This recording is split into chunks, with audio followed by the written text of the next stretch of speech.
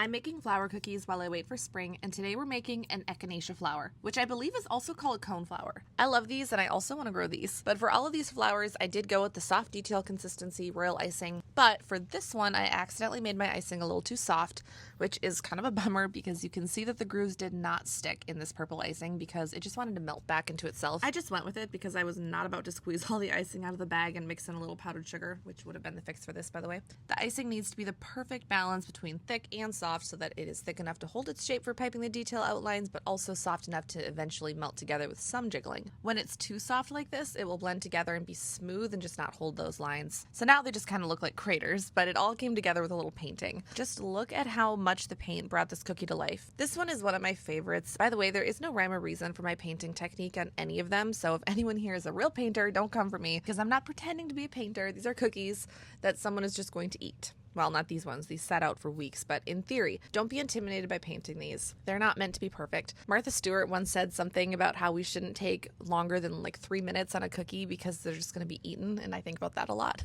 I usually just pick a left or right side to paint my dark shadows on and go from there. I usually like to paint mine on the left, but again, there's not even a lot of consistency there. I mostly just go with what I'm feeling in the moment, and you also build up a bit of practice when you do this all the time. I finished these up with a little white splatter, which is just a gel food coloring mixed with water. I like Chef Master for this, and then I just splattered it on with a paintbrush and I added a little highlight, and there she is.